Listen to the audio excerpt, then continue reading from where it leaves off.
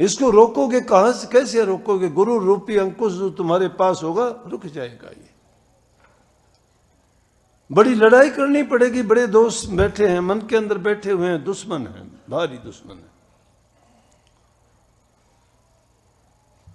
हर इंसान के साथ में बीतती है ये। कैसे? कहते हैं एक बार को चोरी करता हुआ पकड़ा गया, राजा ने उसको सजा दे दी मौत, कि बहुत बुरा काम किया है, चोरी की है, इसको मौत की सजा दे दी जाए, फांसी तोड़ दिया जाए। करते करते वो दिन आ गया, फांसी का नजदीक आ गया। फांसी के लिए तैयारी कर दी। जब फांसी तोड़ने के लिए लेके गए तो उस जल्लाद से कहने लगा कि मुझे राजा से मिलना है। तो कहते हैं कि किसी को फांसी देने से पहले उसकी आखिरी इच्छा पूरी करने के लिए पूछते हैं। बोला कि राजा से तुझे क्या काम है? बोला मुझे मिलना है एक बार, उसके बाद तो मुझे पता है कि फांसी टूट जाऊंगा, लेकिन मेरी आखिरी इच्छा यही है, मैं राजा से मिलूं। राजा ने भी इजाज़त दे दी कि चलो भाई, क्या बात है? बुलाया गया उसको। बोले बोल क्या बात है?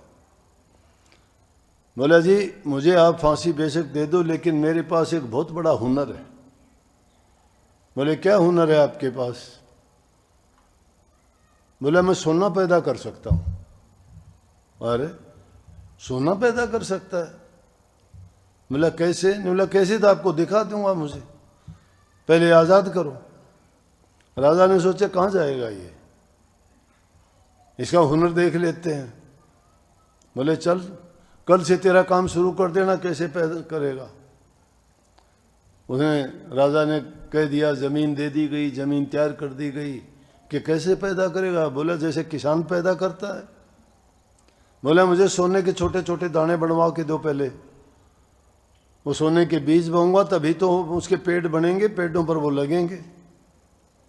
राजा कहने लगा अजीब आदमी है।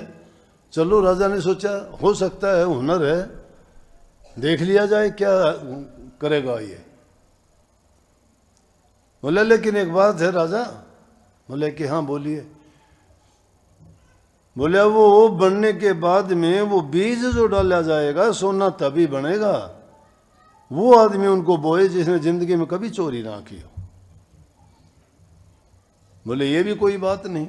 लोग बैठे थे जैसे हम आप बैठे हैं, कहने लगे भाई कोई ऐसा आदमी है जिसने जिंदगी में चोरी नहीं की? सब ने नीची गर्दन कर ली। जिंदगी में किसी ने कोई चोरी तो की होती है, चाहे किसी ने पानी चुरा के पिया हो, छोटी मोटी सब करते हैं।